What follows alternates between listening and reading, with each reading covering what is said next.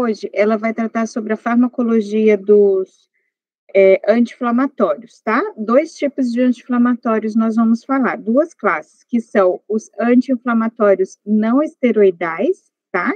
Que é AINE, e os anti-inflamatórios esteroidais, tá bom? Então, o objetivo dessa aula, ao final da aula, vocês precisam ser capazes de, primeiro, entender como que os fármacos anti-inflamatórios não esteroidais, eles produzem os seus efeitos farmacológicos, e segundo, entender como que os fármacos anti-inflamatórios esteroidais, tá, que são os glicocorticoides, como que eles também desenvolvem os seus efeitos farmacológicos, tá bom? Então, esses 2 objetivos são os objetivos principais da nossa aula, tá? Aí, como que a gente vai fazer? Vamos ter uma lembrança rápida a respeito dos processos inflamatórios, tá?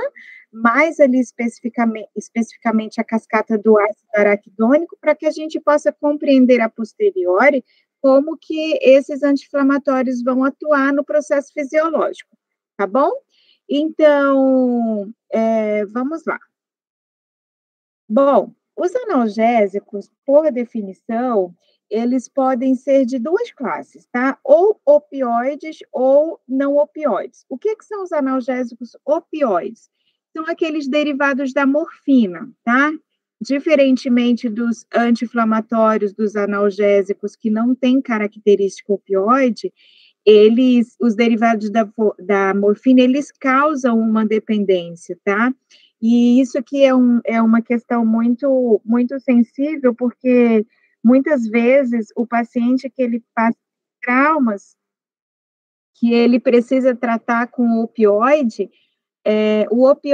ele é a droga de última escolha, porque você precisa avaliar o benefício e os riscos, né? Porque a possibilidade do paciente desenvolver a farmacodependência do uso desses opioides, ela é muito frequente, tá bom? Então, mas é um fármaco extremamente eficaz nas suas propriedades de analgesia, tá? E tem os não opioides. Os não opioides são os derivados do ácido salicílico, tá bom?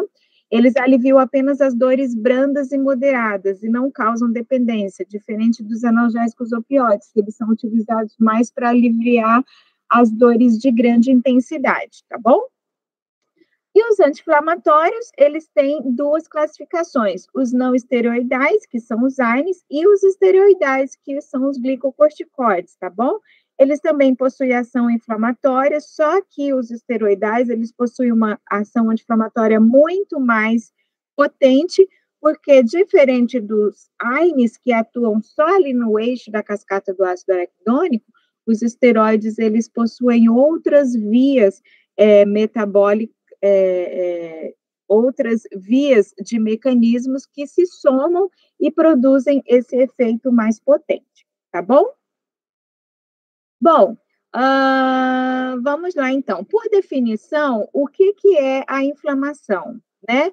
A inflamação, ela não é uma doença em si, tá? A inflamação, nós podemos compreendê-la como um mecanismo de defesa, como uma capacidade do organismo de tentar resolver por si mesmo algum tipo de lesão, tá? Então, a inflamação, ela é a reação de um tecido e de sua microcirculação a uma lesão patogênica. Antes de tudo, o organismo vai tentar resolver por si mesmo, e por isso que a gente vai ter um desenvolvimento de uma condição inflamatória, tá? É caracterizada pela produção de mediadores inflamatórios e também pela movimentação de líquidos leucócitos do sangue para o tecido. É exatamente pela migração dessas células de defesa, pela movimentação de líquidos, aumento do exsudato, proteínas pró-inflamatórias, é exatamente pela mobilização de todos esses elementos que a gente tem a constituição da condição inflamatória diante de uma lesão, tá? John Hunter, um farmacologista, ele que criou essa frase que ela é muito conhecida no meio da farmacologia, né? A inflamação não é uma doença, mas um mecanismo de defesa salutar do organismo, tá? O mecanismo de defesa com a finalidade de eliminar a lesão patogênica, remover os componentes do tecido lesado e promover a regeneração da arquitetura, tá? Então, vamos lá. Quando você tem uma implantação da condição de inflamação, você tem necessariamente os 5 sinais cardinais. Isso aqui muito comum, muito básico e muito importante, né? Você reconhecer os 5 sinais cardinais da inflamação, que é calor, rubor, tumor, dor e a perda de função, tá? O calor é a hipertermia local, né, o aumento da temperatura local. Alguém muito criativo cunhou essa imagem, onde você percebe de uma forma cômica quais são os cinco sinais cardinais da inflamação. Então, você tem o calor, você tem o rubor, que é a hiperemia, tá? Aquela região fica mais vermelha, aquecida, tá? Você tem o tumor, que é o edema naquela região de inflamação, tá bom? Tem a dor, a região ela fica muito mais sensível, todo mundo já deve ter vivenciado uma situação, se não igual, semelhante, né, de unha encravada. Você tem uma unha encravada no dedão do pé, parece que todo mundo vem pisar na sua unha encravada, ou você tem que trombar e tropeçar na unha encravada. Por que que a gente tem essa sensação que a Lady Murphy está atraindo tudo para o dedo da unha encravada? Porque, como a gente tem uma situação de uma inflamação, de um processo inflamatório em desenvolvimento, você tem ali o aumento da sensibilidade das terminações nervosas. Então, o que antes tinha um tropeço antes que não lhe causaria tanto incômodo, poderia lhe causar uma dor, mas não tanta. Quando você tem o processo inflamatório instalado, aquilo ali se torna muito mais sensível, e aí você reage muito mais com uma maior sensibilidade à dor, tá bom? E o outro é perda de função. Nem sempre o processo inflamatório ele vai ser acompanhado da perda de função. Entretanto, se o processo inflamatório ele se estender por muito tempo, aí sim você pode ter a função do membro que foi ali comprometido, do órgão, enfim, do tecido, você pode ter um comprometimento muito mais crônico, e aí você tem, então, a perda de função, tá bom? Não necessariamente todo o processo inflamatório tem que ser acompanhado de perda de função, tá bom? Mas quando você tem um processo inflamatório crônico, que se estende por muito tempo, geralmente você vai ter sim a perda de função, tá bom? Bom, queridos, vamos lá. Fala de inflamação, de processo inflamatório, tudo começa nos fosfolipídios de membrana, nessa cascata. É muito importante compreender essa cascata, ela é bem simples, tá? E vocês já devem ter tido contato com ela em algum momento da vida acadêmica de vocês, tá bom? Que é a origem do que nós chamamos ecosanoides. O que são os ecosanoides, né? São os tromboxanos, leucotrienos, prostraciclinas, prostaglandinas, são o que nós chamamos de mediadores químicos inflamatórios. Eles são produzidos a partir do ácido araquidônico, né? A partir do metabolismo dos fosfolipídios de membrana. Toda membrana celular, ela é constituída por fosfolipídios, tá? O que acontece quando se tem uma lesão do tecido, você tem a exposição desses fosfolipídios da membrana celular. E esses fosfolipídios expostos, eles sofrem, né, como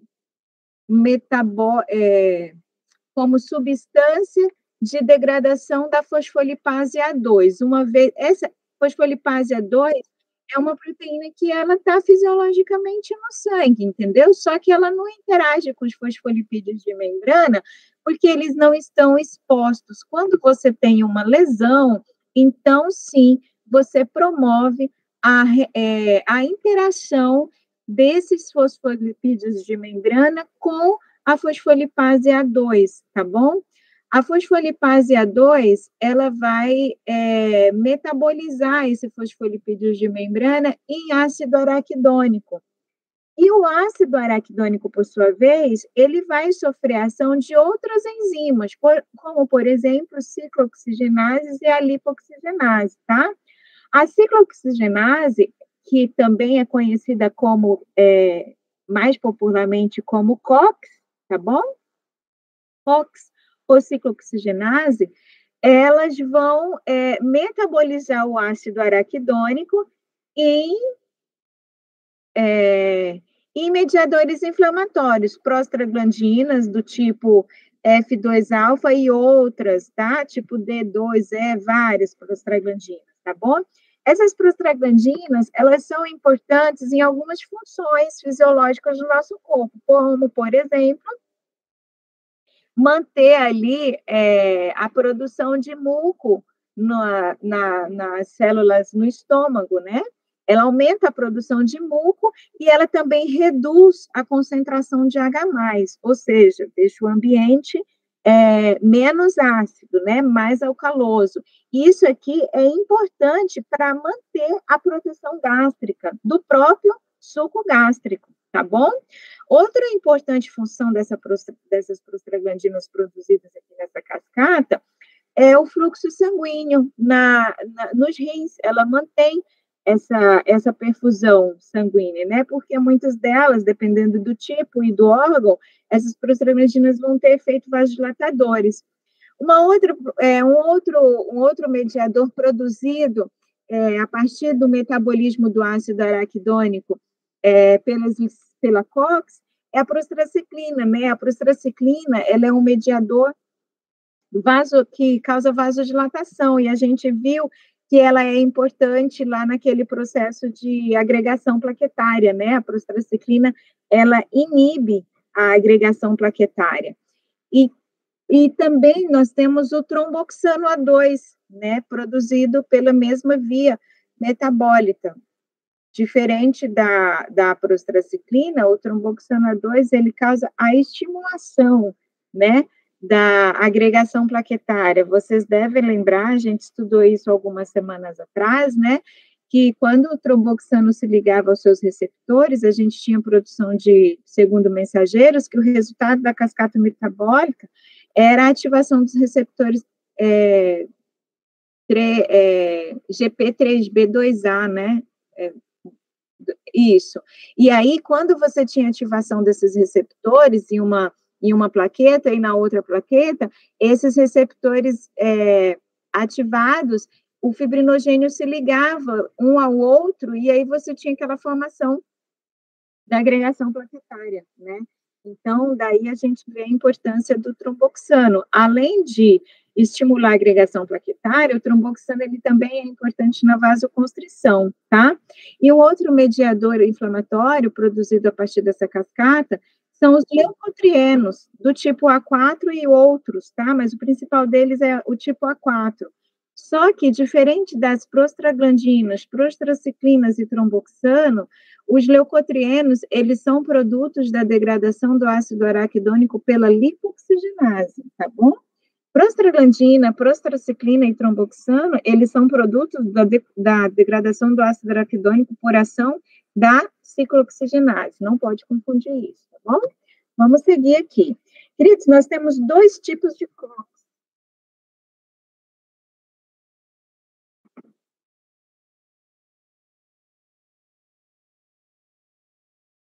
Nós temos dois tipos de ciclooxigenase, tá bom?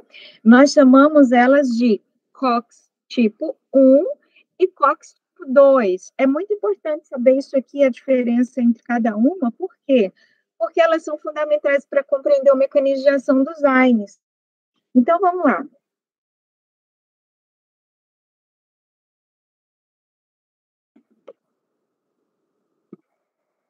Vamos lá. A COX do tipo 1, que é a COX constitutiva, o que significa ser constitutiva, né?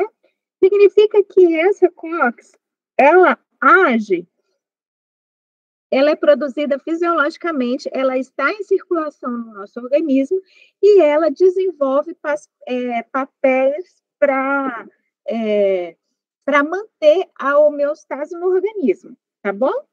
Onde? Na proteção gástrica, a homeostasia renal, porque mantém o fluxo sanguíneo nos rins, a função plaquetária, no útero, no sistema nervoso. Sempre nós teremos a participação, a atuação da COX do tipo 1, constitutiva, e manter essas funções fisiológicas nesses sistemas, tá bom? A COX-2, que é do tipo induzida, ela é diferente. Ela só é produzida quando você tem uma condição inflamatória instalada, tá? Quando você tem uma condição inflamatória instalada, então você tem como resultado da ação da COX-2 inflamação, dor, febre, aumento da liberação de macrófagos, linfócitos, neutrófilos, tá?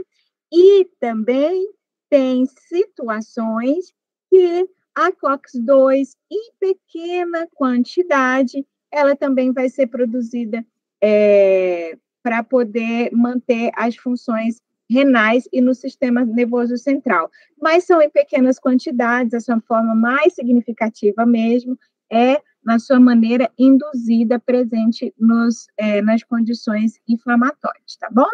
Isso aqui precisa ficar claro para que mais à frente a gente entenda o mecanismo de ação dos fármacos, bem como as reações adversas que esses fármacos vão causar, tá bom? Vamos seguir. Pois bem, como que dá a biotransformação, então, desses eicosanoides? Muito simples, gente.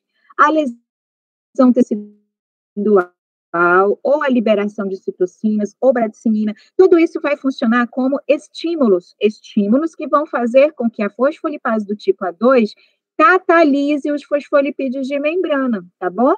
Os ácidos graxos que constituem os fosfolipídios da membrana, eles serão metabolizados, e nessa reação química mediada pela fosfolipase A2, o ácido araquidônico vai ser o metabólito principal. Esse ácido araquidônico vai sofrer ação da COX do tipo 1 ou do tipo 2, vai gerar as prostaglandinas, tá bom? E vai se diferenciar em prostaglandina do tipo H2, e essa, por sua vez, tem vários outros tipos a partir delas. Por exemplo, prostaglandinas do tipo I2, são prostaglandinas encontradas no cérebro, nos rins, no endotélio, nas plaquetas. Tromboxano do tipo A2, plaquetas, músculo liso, nos macrófagos, nos rins. Prostaglandinas do tipo D2, cérebros, no pulmão. E2, plaquetas, cérebro, rins, músculos. PGF2-alfa, útero, pulmão, olhos, músculo. Então, assim, dependendo de qual é o tipo da prostaglandina e qual é o seu órgão-alvo, nós teremos efeitos diferentes, tá bom? E quando o ácido araquidônico ele é metabolizado não pela COX, mas pelas lipoxinas, então nós temos a produção dos leucotrienos, tá? Então, olha aqui. Aqui eu fiz alguns slides que resumem o tipo de prostaglandina e o efeito que ela faz no seu respectivo órgão, tá bom? No sistema vascular, bom, nós temos o tromboxano A2 e a prostaglandina do tipo F2-alfa agindo na musculatura lisa, produzindo vasoconstrição. Entretanto, se for a prostaglandina do tipo I2, ela age nas células endoteliais, causando vasodilatação, tá? Nas plaquetas, eu tenho dois tipos de prostaglandinas, E2 e I2, e elas causam o efeito antiagregante. enquanto que o tromboxano A2 também age nas plaquetas, produzindo ação agregante, tá? No sistema gastrointestinal, bom, eu tenho 3 tipos de prostaglandina e tromboxano, tá? A prostaglandina E2 e a I2, eles causam vasodilatação, tá bom? Vasodilatação nas células gástricas, tá? Isso vai causar citoproteção, por quê? Porque essas prostaglandinas aumentam a produção de muco e reduz H+, como eu já havia mostrado para vocês. No entanto, a prostaglandina do tipo F2-alfa e o tromboxano A2, eles vão atuar promovendo contração, tá bom? Diferente da prostaglandina E2 e I2. No sistema renal, a gente também tem a prostaglandina E2 e I2 executando efeitos de vasodilatação, tá? Ou seja, aumenta a perfusão, o fluxo sanguíneo renal, tá bom? Já o tromboxano A2, não, ele faz um efeito vasoconstritor, tá? O contrário. Nós também temos a ação dessas prostaglandinas no sistema, nas vias aéreas, tá? Nas vias aéreas, eu tenho a prostaglandina do tipo E2 e I2, causando relaxamento do músculo liso do brônquio, e nós temos a PGF2-alfa, tromboxano e PGD2 contraindo, tá bom? No sistema reprodutor feminino, eu tenho 2 condições, o útero não gravídico e o útero gravídico, tá? Nas mulheres gestantes.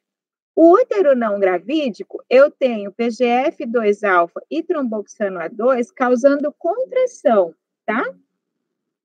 É por isso que no período de cólica, quando as mulheres estão com cólicas menstruais, geralmente o uso de anti-inflamatórios não esteroidais, elas aliviam as dores provocadas pela cólica. Por quê? Porque ela bloqueia a produção dessas prostaglandinas que são responsáveis por causar essa contração uterina, tá? E aí tenho também a prostaglandina E2, que ao contrário da F2-alfa, ela causa relaxamento. Já nas gestantes, né, no útero gravídico, a PGE2, que relaxa o gravídico, ela contrai, tá? E a PGF2-alfa, tanto no útero gravídico como na gestante, contrai, tá bom? E a PGI2 relaxa. Vamos seguir. Como que se dá o mecanismo de ação? Bem simples, gente. Bem simples. As prostaglandinas, elas são mediadores inflamatórios que se ligam a receptores acoplados à proteína G. Então, quando a prostaglandina, quando aqui, olha, receptores de prostaglandina, quando a prostaglandina, ela se liga no receptor, ela vai produzir segundos mensageiros, tá bom? E aí, esses segundos mensageiros, eles vão desenvolver o efeito biológico a partir do órgão-alvo, tá? Então, você tem aqui, ó, a membrana celular. Quando você tem a lesão, você tem o fosfolipídio de membrana, exposto à fosfolipase A2. Ela metaboliza os fosfolipídios de membrana, liberando o ácido araquidônico. O ácido araquidônico é degradado pela COX ou pela lipoxina, dando origem aos metabólitos, às prostaglandinas, e esses, por sua vez, vão se ligar aos seus receptores, vão gerar isomerases, que são os outros tipos, né, das prostaglandinas, e esses, por sua vez, vão se ligar no receptor e desenvolver o seu efeito biológico, tá bom? Bom, vamos então entrar nos agentes anti-inflamatórios. Primeiro, nós vamos falar dos AINES, que é os não esteroidais, e a posteriori nós vamos falar sobre os AIs, que é os esteroidais, tá bom? Queridos, os não esteroidais, eles são anti-inflamatórios que possuem tanto ação anti-inflamatória, analgésica e antipirética, tá bom?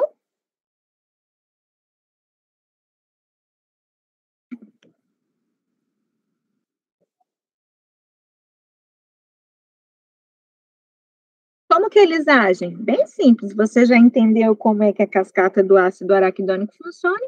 Os ARNs vêm aqui, ó, inibe a COX, consequentemente, você não vai ter a produção das prostaglandinas, então, todos os efeitos que são mediados por esses mediadores químicos, né, prostaglandinas, tromboxano, eles não vão ser formados. Por quê? Porque você inibiu a COX, você interrompeu a cascata, tá bom? De produção dos mediadores inflamatórios. Atentem para o seguinte, lembra que o ácido araquidônico, ele também é metabolizado pelas lipoxinas, gerando os leucotrienos? Pois bem, os AINES, eles não interferem nessa cascata, tá bom? Eles interferem só na produção dessas prostaglandinas, porque ele inibe a COX, tanto do tipo 1 quanto do tipo 2, tá? Como que ocorre a ação do efeito antipirético, né, gente? Bom, através da regulação térmica da via hipotalâmica, tá? Os AINES, eles fazem esse reajuste do termostato hipotalâmico. Por quê? Porque as prostaglandinas do tipo E2, elas que atuam nessa regulação térmica, tá bom? Provocando essa alteração da temperatura. Então, como que ocorre? Acompanha aqui comigo nessa imagem. Você tem o agente infeccioso, inflamatório, né? Vamos supor aqui que seja as bactérias. Esse agente, ele libera pirógenos endógenos, né? E quando esses pirógenos endógenos, eles se distribuem pela microcirculação, eles são levados até o sistema nervoso central. Eles estimulam a produção de prostaglandina, tá bom?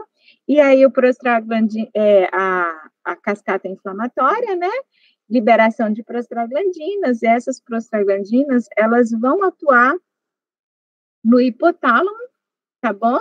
Causando, então, a ação dessas prostaglandinas no termostato, no centro de regulação da temperatura hipotalâmico, e isso vai gerar a desregulação da temperatura, e outro efeito também que ela vai gerar é a vasoconstrição e o tremor muscular. Por isso que, às vezes, quando o paciente está com febre, ele tem a hipertermia seguida pelo tremor, né? Fala, estou com frio, estou morrendo, estou tremendo de febre, exatamente pelo efeito das prostaglandinas, tanto sobre o hipotálamo, o termostato hipotalâmico, também quanto na musculatura, provocando essa vasoconstrição e esse tremor muscular, tá bom? Ó, os pirógenos endógenos liberados pelos macrófagos geralmente são mediadores inflamatórios, TNF-alfa, interleucina 1, interleucina 8, pirógenos, eles estimulam a liberação da prostaglandina E2 pelo hipotálamo, tá bom? E aí, via receptor, eles aumentam os níveis de AMP cíclico. Por que AMP cíclico? Porque os receptores da prostaglandina são receptores metabotrópicos, que eu acabei de mostrar para vocês atrás. Ele vai gerar segundo mensageiros, dependendo do receptor e do órgão-alvo. Nesse caso, qual que é o segundo mensageiro? O AMP cíclico, tá bom? E como final da rota metabólica, esse AMP cíclico aumentado, ele vai estimular ao aumento da temperatura corpórea, tá? Então, você vê que a febre está diretamente relacionada com a produção da prostaglandina. Logo, se eu tenho um fármaco que ele inibe a liberação desses mediadores inflamatórios, eu vou ter uma redução da febre, tá? Da hipertermia. A ação analgésica, ela acontece de diferentes formas. Por exemplo, na inflamação, eu tenho a liberação de neuropeptídeos, né? Vou começar por aqui, ó. Eu tenho o estímulo nocivo, né? A lesão, qualquer tipo de estímulo. Esse estímulo, ele é responsável por ativar as fibras nervosas e nossos receptores. E a partir da ativação dessas fibras nervosas, a gente tem a despolarização neural e isso gera dor. Outra via que também acontece de estimulação da dor é a formação do óxido nítrico, que isso também estimula a despolarização neural. Outra forma é a liberação de mediadores inflamatórios, que eles também vão estimular a atividade das fibras nervosas e nociceptores, provocando a dor. E a liberação de mediadores como serotonina, prostaglandina, histamina, tromboxano, também são fatores que ativam, que estimulam a atividade da fibra nervosa e nociceptores, ocasionando a dor. Então, quando você usa um agente anti-inflamatório, um AINE, você atua na via inibindo a liberação de mediadores inflamatórios, como prostaglandinas, tromboxanos, certo? E assim diminuindo o efeito da analgesia, tá bom? Bom, como que se dá esse mecanismo de ação tanto na COX-1 como na COX-2? Vejam o seguinte, COX-1, ela é constitutiva, tá? E a COX-2, ela é indutiva. Só que o que acontece? A COX-1, ela vai gerar prostaglandinas, que vai ajudar na proteção gástrica, né? A COX-2 vai gerar prostaglandinas, que vai atuar no rim, na hemostasia, na dor, na febre, na inflamação. Então, quando você bloqueia a COX-1, mas também bloqueia a COX-2, que é o que acontece com os anti-inflamatórios tradicionais, os mais comuns, como diclofenaco de sódio, né, nimesulida, ácido acetilsalicílico, o que acontece? Você tem um efeito anti-inflamatório, certo? Por bloquear a COX indutiva, que é aquela produzida no cenário da inflamação. Entretanto, você também tem o bloqueio da COX-1, que é constitutiva, aquela que está trabalhando no ambiente fisiológico para manter a homeostasia. É exatamente por essa falta de seletividade que a gente tem os efeitos adversos diretamente relacionados com esses fármacos, que eles não têm uma inibição seletiva, tá? Entretanto, nós temos fármacos que eles são seletivos para o tipo de COX indutiva. Os inibidores não seletivos, nós temos os salicilatos, aspirina, diflunisal, a aspirina mais comum, nós temos os indólicos, né? Indometacina, sulindaco, a indometacina é mais comum. Nós temos os propiônicos, que é o ibuprofeno, cetoprofeno. Antranílicos, que é o ácido mefânico, meclofenâmico, que geralmente são utilizados em cólicas menstruais. Nós temos os enólicos, piroxicam, meloxicam e os cans da vida, tá? Isso aqui, gente, eles são classificados dentro dessas classes por conta da estrutura química, tá? Por exemplo, os enólicos, eu tenho um anel de enol, os propiônicos, um anel propiônicos, tá? E aí, isso aqui não é tão interessante, é mais importante você saber quais são os fármacos, né? Os principais fármacos que eles são inibidores não seletivos da COX, tá? E aí eu tenho o diclofenaco, tenho o cetorolaco e o acetaminofeno, que é a dipirona, tá bom? Aí eu tenho os inibidores que são seletivos da COX-2. Nós temos duas classes, sulfonilida e coxibs. Eu falei agora atrás, quando eu estava falando para vocês sobre os AINES,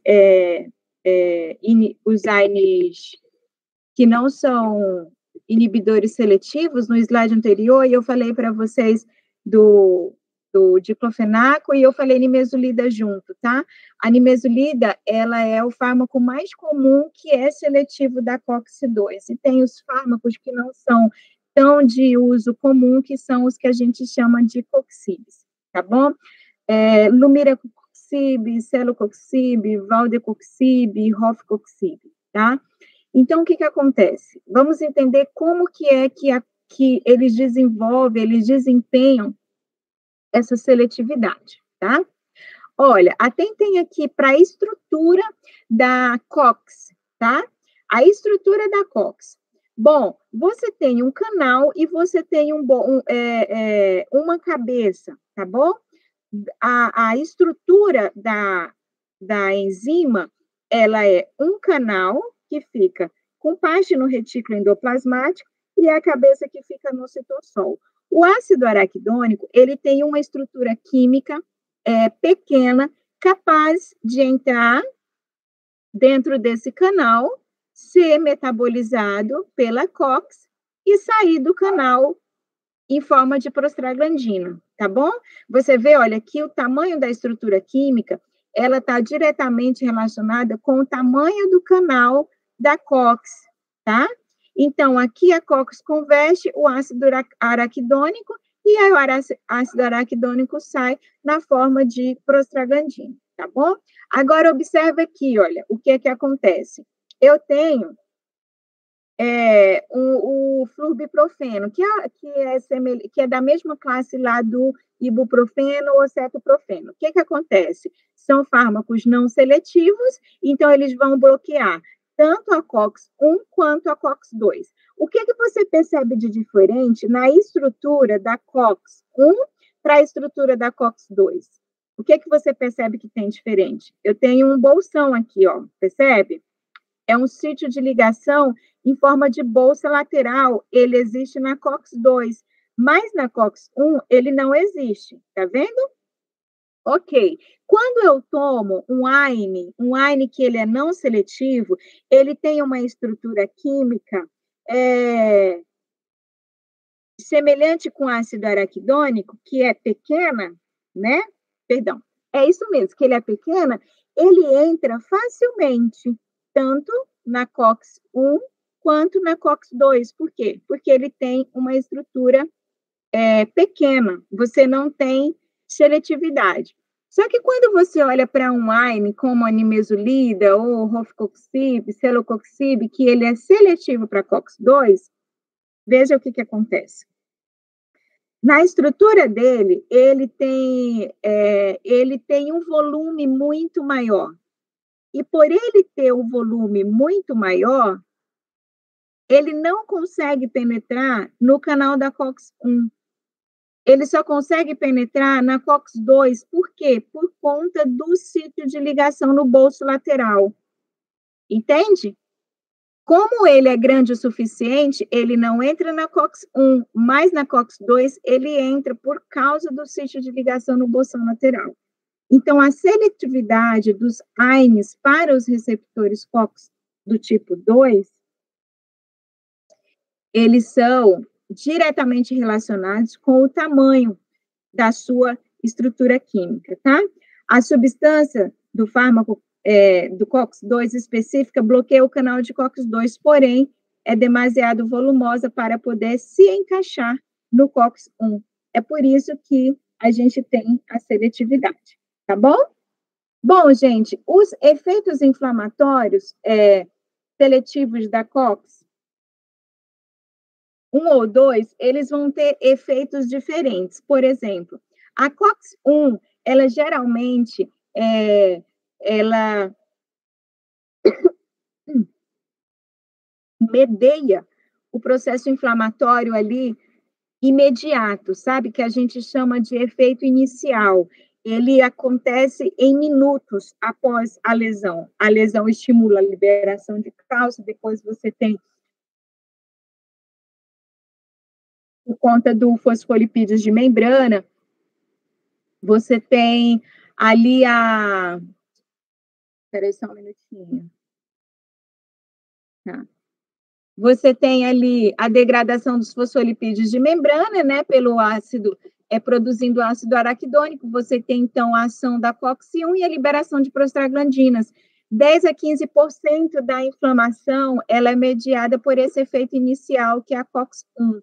Só que você tem o efeito tardio, maior que 4 horas depois da lesão. Ela é mediada pela COX-2, tá? E por quê é tardio? Porque ela é proveniente da transcrição estimulada pelas citocinas de maior síntese de COX-2. Então, a síntese de COX-2 ali, ela vai degradar os fosfolipídios de membrana, liberando mais prostaglandina. Então, você tem a COX-1 atuando mais nesse efeito inicial, certo? E você tem a COX-2 atuando mais nesse efeito cardíaco, tá? Olha, os principais usos clínicos dos AINES, dor, febre e inflamação. Só que na inflamação, são inflamações, inflamação onde o caráter inflamatório, ele é predominante, tá bom? Alívio dos sintomas e sinais, aqueles sinais cardinais. O uso de anti-inflamatório, ele não modifica a origem da doença. A gente viu que a inflamação, ela não é a doença, né? Ela é uma reação a algum mecanismo agressor. A doença de base que atua como mecanismo agressor, ela não é tratada pelo uso de anti-inflamatórios, tá bom? É por isso que, às vezes, quando você tem um quadro de inflamação, você usa o anti-inflamatório como uma medida paliativa imediata para aliviar os sintomas da inflamação, mas o ideal é que você procure a doença de base para que você trate o que é que está gerando o processo inflamatório, tá?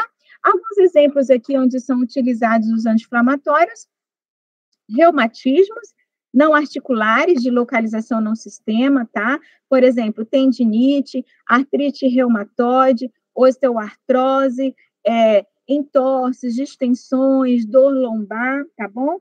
E também tem as doenças tromboembólicas, né? Onde é utilizado o AINE, mais especificamente o AS, o ácido acetil salicílico em baixas doses, né? Que é o AS infantil, que a gente chama, 100 miligramas por dia, para poder prevenir de doenças tromboembólicas, exatamente por causa da ativação das plaquetas, né, que as prostaglandinas têm. E também é utilizado na prevenção do câncer coloretal, tá?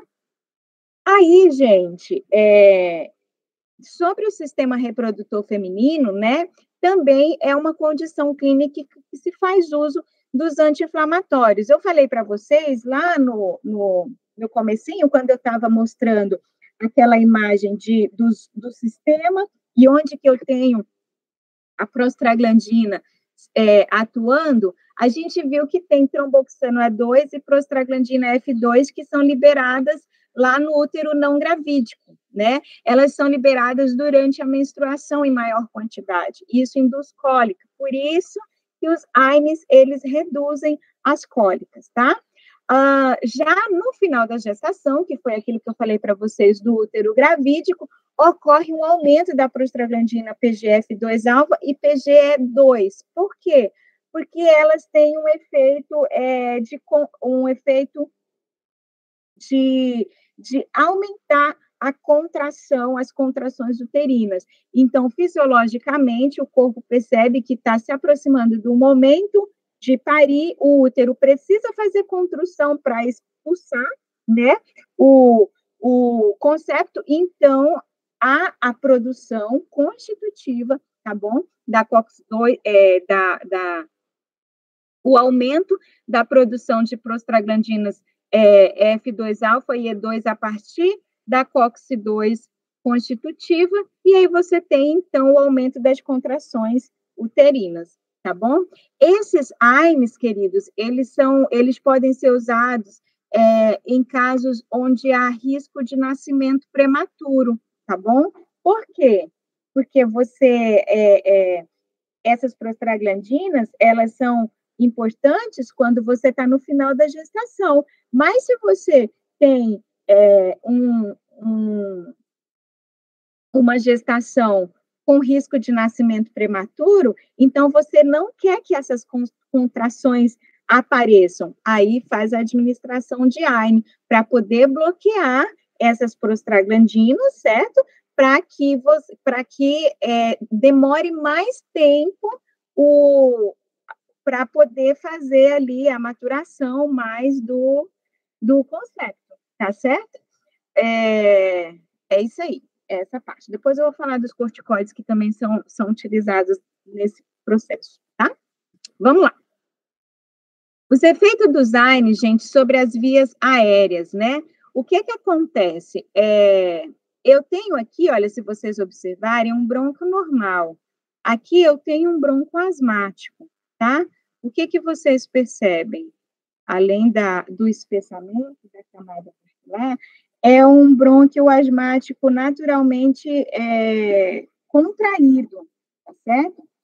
O uso de AINES, eles podem agravar ainda mais essa crise de asma por reduzir a síntese de prostraciclina. Quando eu inibo a produção de quando eu inibo a COX, eu inibo a produção de prostaglandinas, beleza, mas eu também inibo a produção de prostraciclina. E a prostraciclina tem efeito de broncodilatação sobre os bronquíolos. E aí, num quadro asmático, é benéfico essa broncodilatação, porque naturalmente você já se tem uma broncoconstrição. E aí, quando você bloqueia, essa broncodilatação endógena promovida pela prostraciclina, então você pode precipitar crise asmática, por isso que o uso de AINES em pacientes asmáticos podem agravar as crises asmáticas, tá bom?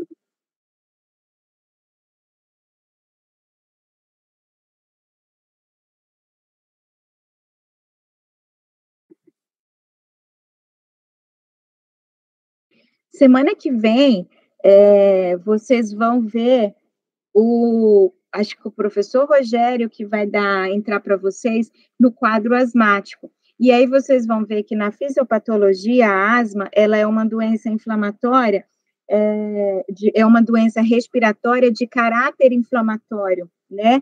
Mas o caráter inflamatório dela está diretamente relacionado com o aumento da produção de leucotrienos. Então, a gente vai ver que o tratamento da asma, ela é mais específico pela via de inibição da produção de leucotrienos do que pela via de inibição da prostaglandina, exatamente por causa da inibição do efeito broncodilatador da prostraciclina, tá bom? Então, é uma via alternativa. Corticoides, mas eu vou mostrar lá na frente. Vamos lá.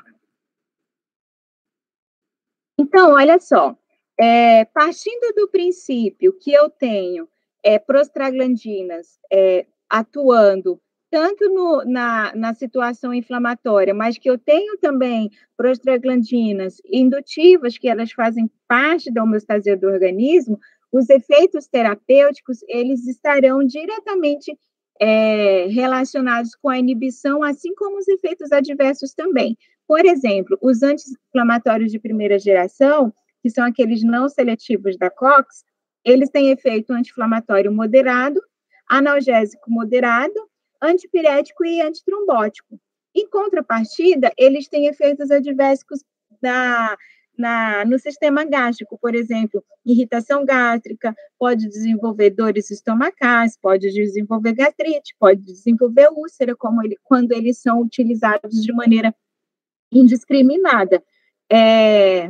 Por quê? Exatamente porque você está inibindo a produção das prostaglandinas, que também eram as responsáveis por produzir o muco e por diminuir a concentração de H+, tá? Então, pode ser irritação, erosão gástrica, sangramento, pode ter lesão renal e também pode ter efeitos cardiovasculares e efeitos de reações anafilactóides, tá?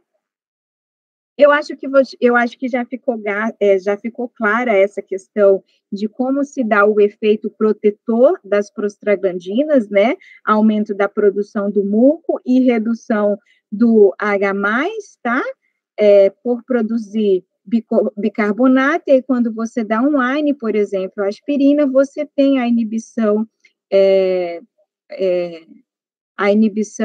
da produção de muco, você para com a redução da retirada do H+, então você mantém o ambiente mais ácido, e isso compromete, ele expõe as células parietais ao ácido clorídrico, e aí você termina tendo esses efeitos adversos, esses danos gastrointestinais, tá bom?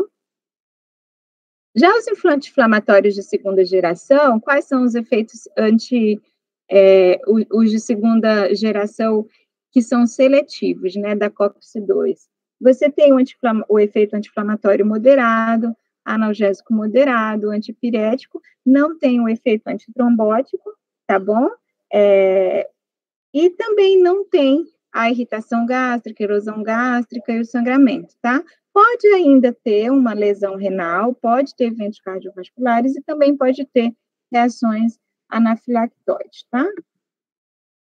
A gente tem os principais representantes da classe, Rofecoxib, Vioxx, só que esses fármacos, apesar de serem fármacos de segunda geração, seletivos para COX e tudo mais, quando eles foram lançados, foi assim, aquela novidade, porque agora tem-se fármacos que não vão gerar tantos efeitos adversos quanto os de primeira geração, enfim. Só que estudos mostraram que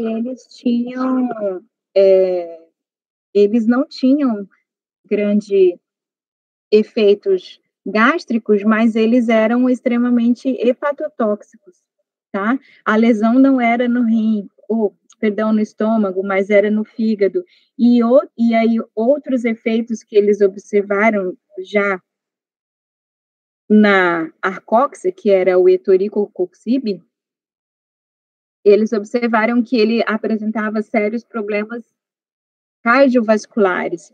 Então, assim, em 2008, né, o FDA já alertava e a Anvisa também já alertava sobre o uso indiscriminado de Prexige e também da Arcoxia por conta desses efeitos, tá bom?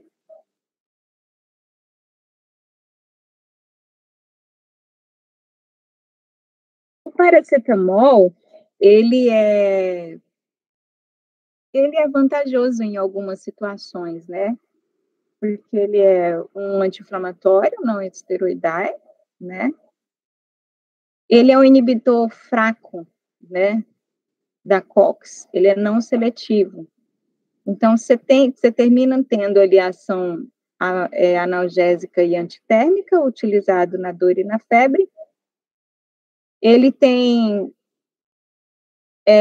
um efeito gástrico menor do que os demais, por ele ter uma seletividade fraca, só que ele tem a particularidade dele da hepatotoxicidade, né? Só que a hepatotoxicidade do paracetamol, ela precisa ser em doses altas, né? Tipo, maiores do que 4 gramas, 6 gramas ao dia, você já tem ali a hepatotoxicidade. Então, é um fármaco, a partir do uso indiscriminado, ele se torna um fármaco não seguro, tá bom? E a gente tem também a dipirona, que é um inibidor não seletivo da COX, né? Também analgésica e antitérmica, né? Que apresenta como reação adversa principais a granulocitose, hipotensão arterial e reações de hipersensibilidade, né? O curioso, gente, é que a dipirona ela já foi retirada de mais de 20 países, só que no Brasil ela é usada, assim, de forma indiscriminada, entendeu? Mas mais de 20 países a dipirona ela já foi retirada de circulação por causa dessa reação de agranulocitose e das reações de hipersensibilidade e hipotensão, tá bom? E agora nós vamos entrar na segunda parte da nossa aula, que é sobre os anti-inflamatórios esteroidais, ou seja, os glicocorticoides.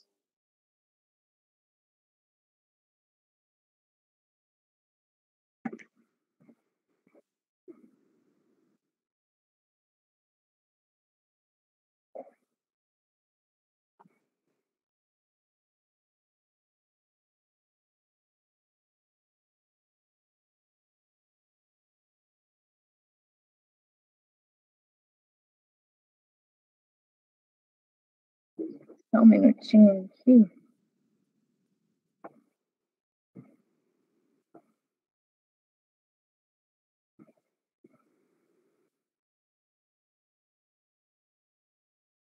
Bom, vamos aqui, tá?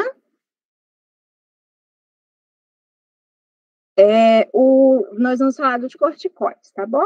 Gente, os glicocorticoides, eles estão diretamente relacionados com os hormônios corticotrópicos produzidos no nosso organismo pela adrenal. Então, é importante a gente lembrar um pouquinho como é que funciona o eixo, tá? A gente tem a glândula adrenal, que ela é constituída por duas regiões, a parte cortical, que é a parte mais externa, responsável por aí 90% da célula adrenal, tá? E a parte medular, que é a parte mais interna, responsável aí por 10% da constituição glandular. Gente, me dá 60 segundos aí, só para eu resolver um pouco uma questão que eu tô aqui, eu volto, tá? Rapidinho. Será que...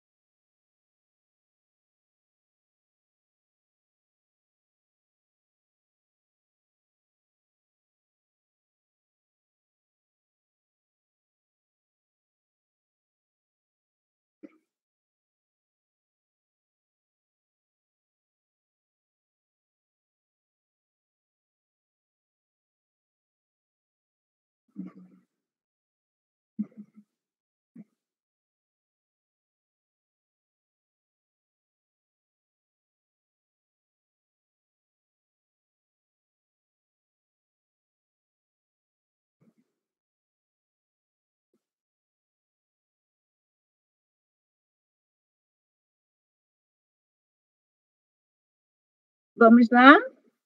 Estão aí? Sim. Vamos lá, então. Pois bem, né? Continuando. Aí, quando você faz um corte dessa glândula da adrenal, a gente consegue ver algumas regiões que eu coloquei aqui, não é tanto pela questão histológica, é mais para vocês entenderem que eu tenho a região de cápsula, a região do córtex, a região da medula. Essa região do córtex, ela é subdividida numa região que chama glomerulosa, tá? E aí que é importante, nessa região a gente tem a produção dos hormônios mineralocorticoides, que é a aldosterona. Aí eu tenho uma região mais central, que é a região fasciculada. Essas células são as responsáveis pela produção dos glicocorticoides, né, que é a cortisona, cortisol, corticosterona. E essa região mais externa aqui, olha, que é a região reticulada. Nessa região nós temos a produção dos hormônios sexuais, androgênios e estrogênios, e tem aqui a região medular, que é responsável pela produção das catecolaminas, adrenalina e noradrenalina, tá bom? Então, veja bem, como que funciona a regulação da produção desses hormônios? É controlada pelo eixo hipotálamo pituitária adrenal, tá? O que que acontece? Nós temos um estímulo que pode ser o estresse ou o próprio ritmo circadiano, tá? Eles são responsáveis por gerar um estímulo no hipotálamo, e a partir desse estímulo nós, então, teremos a liberação do hormônio liberador de corticotrofina. Esse hormônio liberador de corticotrofina, ele vai atuar na hipófise, fazendo com que a hipófise libere o hormônio adrenocorticotrófico, que é o ACTH, tá bom? Esse hormônio adrenocorticotrófico, o ACTH, ele vai atuar nas adrenais e aí, então, vai levar à produção dos hormônios, glicocorticoides, catecolamina e todos aqueles outros hormônios de origem adrenal, tá bom? Esses hormônios vão se ligar nos seus receptores específicos em cada órgão e vão gerar efeitos, alteração no sistema imune, a perda de aminoácidos para a produção de glicose a partir da degradação dos aminoácidos, produção de glicose a partir da degradação de aminoácido no músculo, produção de glicose a partir da degradação de aminoácidos no fígado, a gliconeogênese, a mobilização de ácidos gráficos nos adipócitos, aumento da frequência cardíaca nos cardiomiócitos. Então, dependendo do órgão, você vai ter o tipo do efeito, tá? Os hormônios adrenais, né? Os hormônios adrenais, eles estão, gente, presentes em quase todos os processos metabólicos do nosso organismo. E isso está diretamente, e isso reflete, né? Isso reflete diretamente nas reações adversas do uso de corticoides. Porque onde você tem metabolismo com corticoide, com glicocorticoide, com esses hormônios adrenais, você vai ter reflexo no tratamento com essa classe de fármacos, entendeu? Outra particularidade da liberação desses hormônios é exatamente que a secreção normal do ACTH, ele acontece em maior concentração no período noturno, tá bom? No início, a partir das 23 horas, você já tem um aumento da concentração, de modo que no período pela manhã, você tem ali os seus níveis basais elevados. Por que é importante, né, saber dessa particularidade? Por conta do horário de administração da droga, tá? A administração da droga é feita geralmente pela manhã, para que você não gere um impacto tão grande na desregulação do eixo. Então, você faz a administração geralmente pela manhã, para que você acompanhe os níveis aqui elevados de liberação de ACTH, tá? Aí, gente, atentem para o seguinte, né? Quando os glicocorticoides, eles são utilizados, né? Eles exercem tanto efeitos anti-inflamatórios, potentes efeitos anti-inflamatórios, como também efeitos imunossupressores, tá? Então, eles terminam o quê? Inibindo a manifestação inicial da inflamação, ou seja, você tem ali o controle do rubor, calor, dor e edema, que é observado na inflamação aguda, né? Só que eles também inibem as manifestações tardias da inflamação. Eles atuam no processo de cicatrização e reparo de feridas e reações proliferativas, que é observado na inflamação crônica, tá? E eles também provocam redução da concentração plasmática dos componentes de complemento, né? Tanto da reação humoral quanto celular. Como que eles exercem o mecanismo? Bom, é semelhante a todos aqueles outros mecanismos que a gente viu de fármacos, que eles têm a sua ação mediada por receptores nucleares. Os glicocorticoides, eles atuam da mesma forma, tá? Como eles são moléculas lipossolúveis, eles atravessam aqui, olha, fácil pela membrana celular, só que quando eles estão no citosol, eles precisam de uma proteína transportadora para colocá-los para dentro do núcleo. E aí eles se ligam, então, nessa proteína transportadora, que faz o transporte da droga para dentro do núcleo, e aí lá dentro do núcleo, o que acontece? Ela vai se ligar numa porção do genoma, e aí ela vai regular a transcrição de RNA mensageiro, ela vai regular a síntese de proteína, como ou provocando a ativação, tá?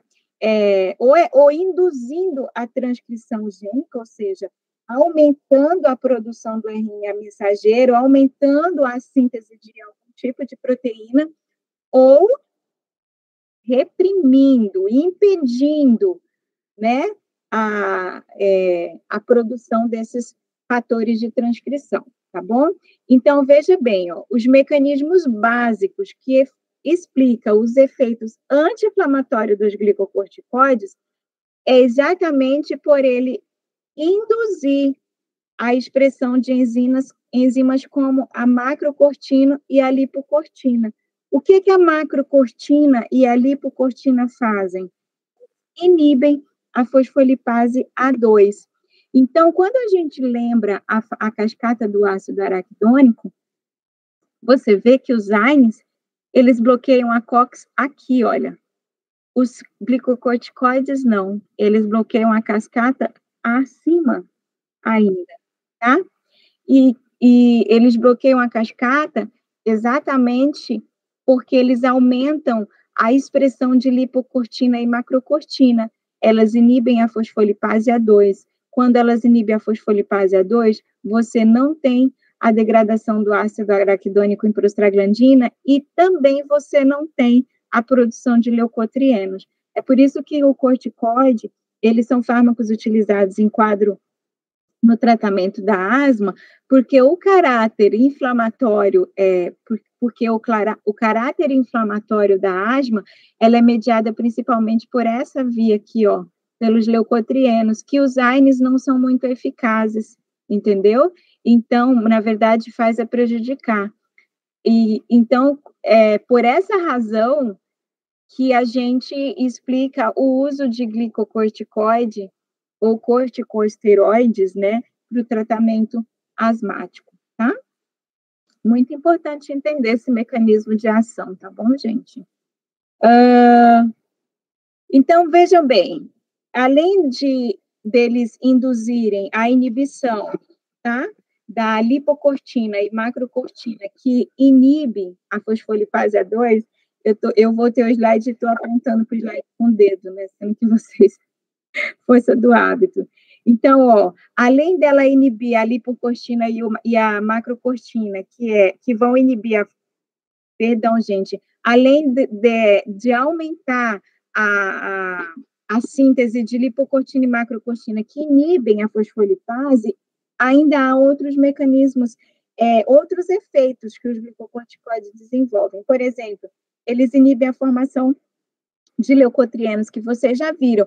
Então, se os leucotrienos, eles são responsáveis por produzir quimiotaxia de neutrófilos, aderência local inflamatória, aumento da permeabilidade vascular, broncoconstrição, bronco e vasoconstrição, que é responsável pelas reações anafiláticas, os glicocorticoides, eles serão importantes em inibir todo esse processo, porque eles inibem a formação de leucotrienos, tá bom?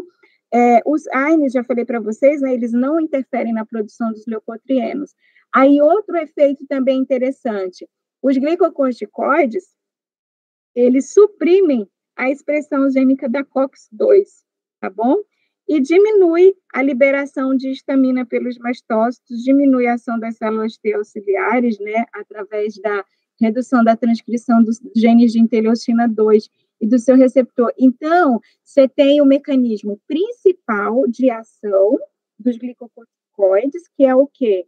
Aumento da síntese da macrocortina e lipocortina, que inibem a fosfolipase A2, mas, além disso, elas também vão inibir a expressão gênica da COX-2, vai atuar inibindo a liberação de histamina pelos mastócitos, vai reduzir a transcrição da interleucina 2 e dos seus receptores, que é uma interleucina potencialmente inflamatória. Então, por tudo isso, tá bom? E mais um pouco, ele vai exercer os seus efeitos potentes, né, anti-inflamatórios, tá bom? Ainda tem mais essa questão aqui, que é importante também, né, das interleucinas, já falei. Nos estágios mais tardios do processo inflamatório, a gente tem a participação do sistema do plasminogênio, né? E das colagenases que vão aumentar a área atingida ali da lesão. Os glicocorticoides, eles reduzem a ação do plasminogênio através da produção de um inibidor específico. Bom, todos os passos do processo anti-inflamatório são bloqueados ou retardados, tá bom? Pelos glicocorticoides. Aí, queridos, o que acontece? Partindo desse princípio, né, nós precisamos fazer escolhas de fármacos de corticosteroides para poder tratar condições clínicas onde você tem a instalação de uma inflamação crônica. E a seleção de corticosteroide, ela é baseada basicamente em 3 propriedades fundamentais, que é a atividade anti-inflamatória do fármaco, a atividade mineralocorticoide, ou seja, mineralocorticoides, aldosterona, e a meia-vida plasmática. Baseado nessas 3 características, a gente pode usar tabelas comparativas, onde você tem os glicocorticoides de ação curta, ação intermediária, ação longa e os mineralocorticoides. Bom, acompanha aqui comigo. Os glicocorticoides, baseado no seu tempo, né, que eu falei aqui, olha, a meia-vida plasmática, ou seja, responsável pelo tempo, o efeito do fármaco, a hidrocortisona e a cortisona, elas têm uma ação curta, de 1 a 12 horas, tá bom? Já a prednisolona, metilprednisolona e transcianolona, eles são glicocorticoides de ação intermediária, ou seja, 12 a 36 horas, tá bom? E observem que a betametasona e a dexametasona já são glicocorticoides de ação longa, 36 a 55 horas. E observem que esses glicocorticoides, o efeito deles, que a gente chama o efeito mineralocorticoide, né, que é o efeito retentor de sal, aqui demonstrado pela tarjeta azul, você vê que é bem pequeno, tá certo? Sendo que a betametasona e a dexametasona têm a ação mais prolongada e o efeito anti-inflamatório potente e o efeito retentor de sal discreto, quase nulo. Por isso que é uma droga mais segura e de melhor escolha, entendeu? Você geralmente vê o uso de dexametasona. Prednisolona só em condições mais complexas. E quanto aos mineralocorticoides? Nós temos a fludrocortisona e a desoxcorticosterona, tá bom? Você vê que a fludrocortisona, ela já tem um efeito mineralocorticoide, ou seja, o efeito retentor de sal, muito maior em relação aos glicocorticoides que não são classificados como mineralocorticoides, tá?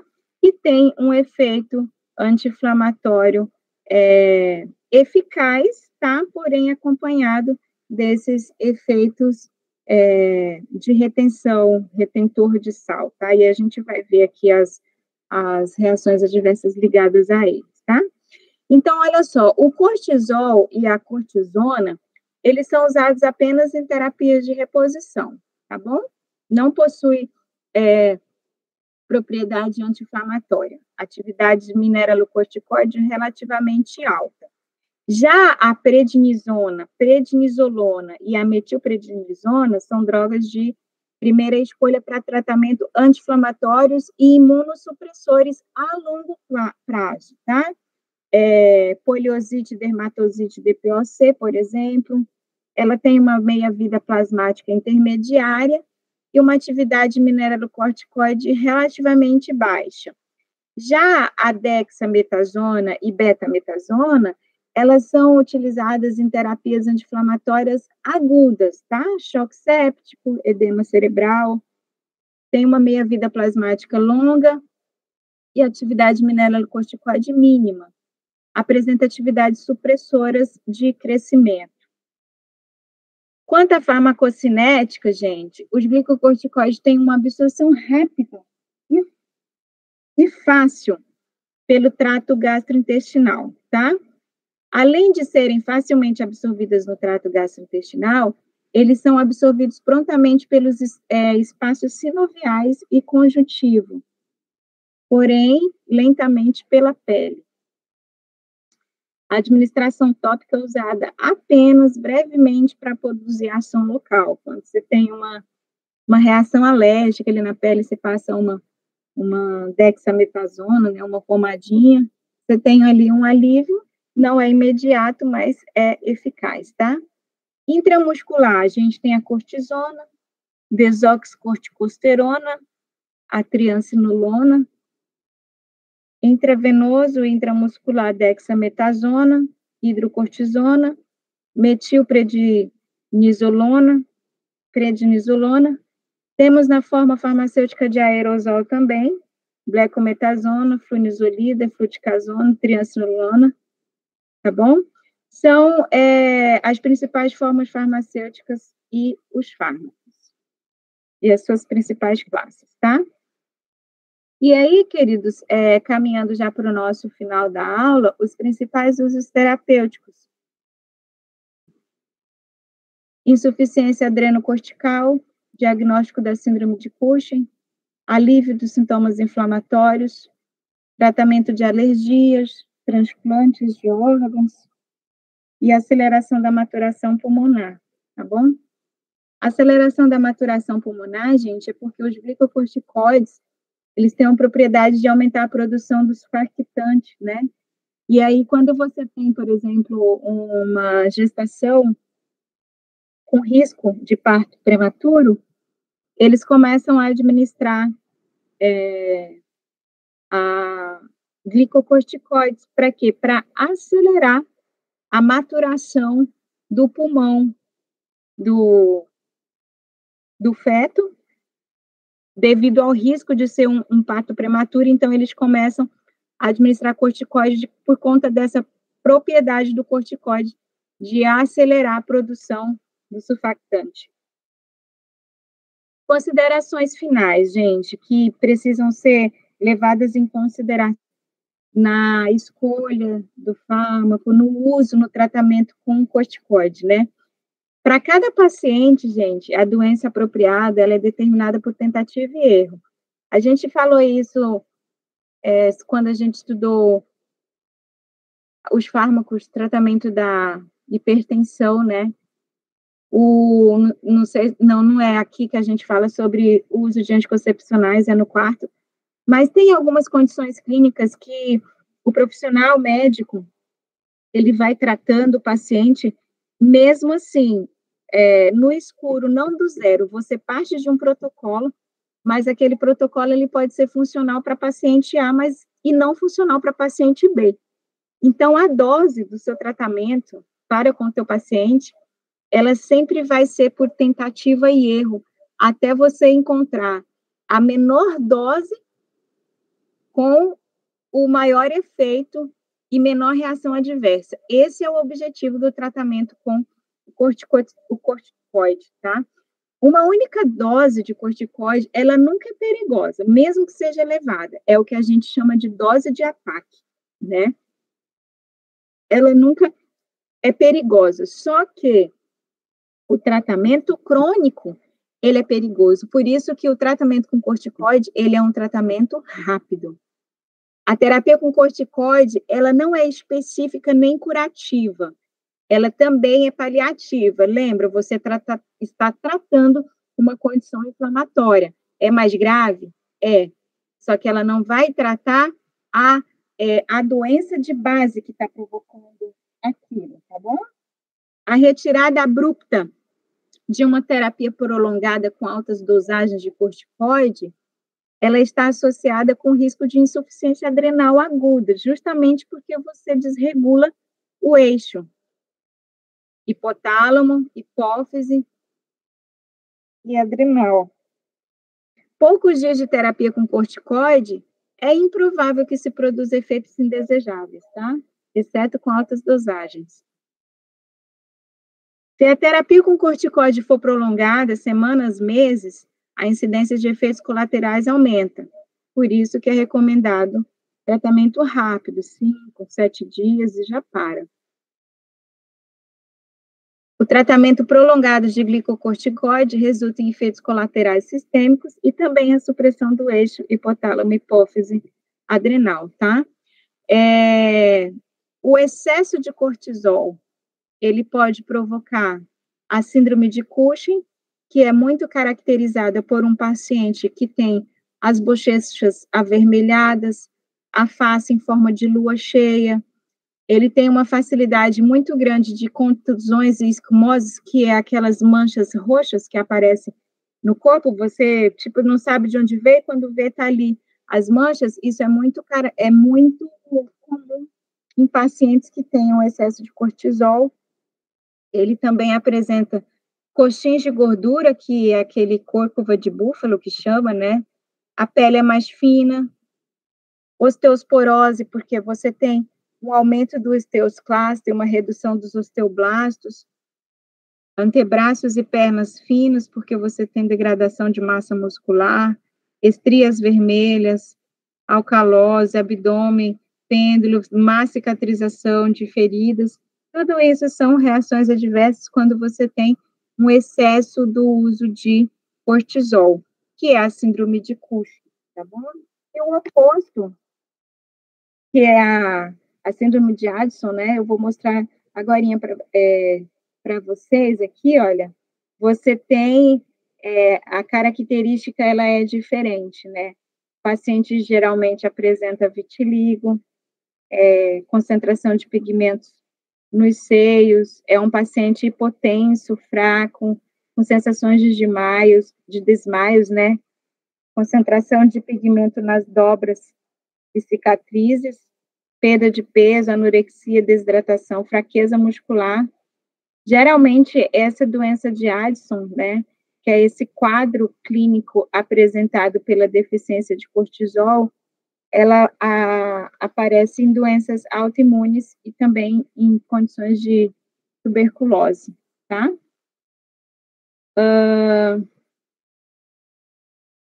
E aí nós temos os efeitos adversos com tratamento de glicocorticoides, né?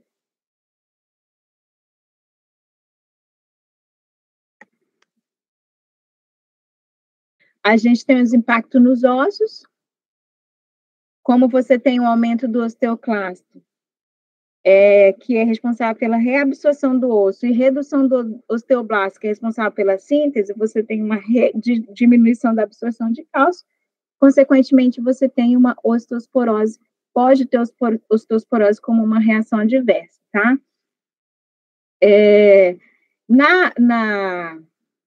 No metabolismo da glicose, ele aumenta a gliconeogênese, né? Que é a produção de glicose a partir da degradação do glicogênio hepático, aumenta a degradação de proteína, fornecendo ao fígado aminoácidos, e aí isso vai aumentar a produção, a concentração de glicose no sangue, e isso pode desencadear uma diabetes mellitus como uma reação adversa ao tratamento prolongado com glicocorticoide, tá? No trato gastrointestinal, o glicocorticoide, ele aumenta a secreção ácida do estômago, isso pode provocar úlcera, tá? No sistema nervoso central, você pode ter excitação, euforia, ou depressão, distúrbio do sono, comportamento psicótico. E em crianças, ele pode alterar a fisiologia do crescimento muscular, reduzindo o crescimento da criança, tá bom? Então, essa figurinha, ela mostra pra gente um equilíbrio, né? Na verdade, é uma tentativa de equilíbrio, onde na parte de cima você observa os efeitos anti-inflamatórios e imunossupressão, que são os efeitos terapêuticos, né, do tratamento com corticoide, mas na parte de baixo você observa os efeitos adversos, ou seja, você tem quase em todos os sistemas impactos de reações adversas no tratamento com glicocorticoide, tá bom? No sistema cardiovascular, você tem o aumento do risco cardiovascular. Nos olhos, você tem o surgimento de catarata e glaucoma, tá? Você tem o surgimento de úlcera, comprometimento do metabolismo, você tem as alterações no sistema nervoso central, no osso, músculo, infecções, você fica mais predisposto a infecções. Então, assim, gente, o corticoide, ele é um fármaco que ele é utilizado em condições clínicas específicas, onde o uso, né, o benefício, ele é maior do que os malefícios, quando você não tem uma outra alternativa. Só que, assim, como são fármacos com os efeitos anti-inflamatórios extremamente potentes e eficazes, você lança mão deles, quando você lança mão deles, você lança mão deles de uso rápido, entendeu? Quando você tem uma infecção respiratória, em condições de rinite alérgica, descontrolada, a pessoa está em crise, geralmente você faz o uso de um corticoide, só que você não usa por tempo prolongado, né? Você faz ali uma dose de ataque, fica ali 5 dias e já para.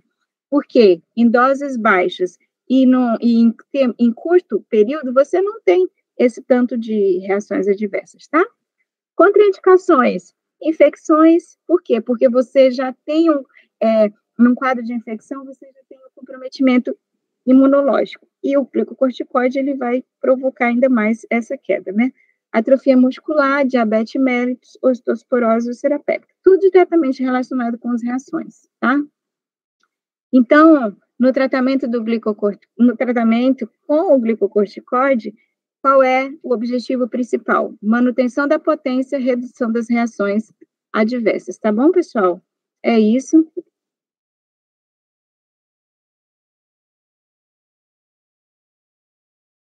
Vou encerrar aqui nossa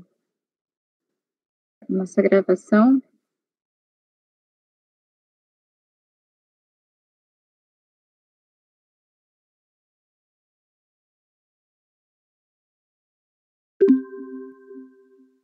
Quando eu tiver com a aula, conseguir pegar lá do Drive, eu vou mandar para a Alane pelo WeTransfer, que provavelmente isso aqui vai ficar grande, e aí ela compartilha com vocês por e-mail, tá bom?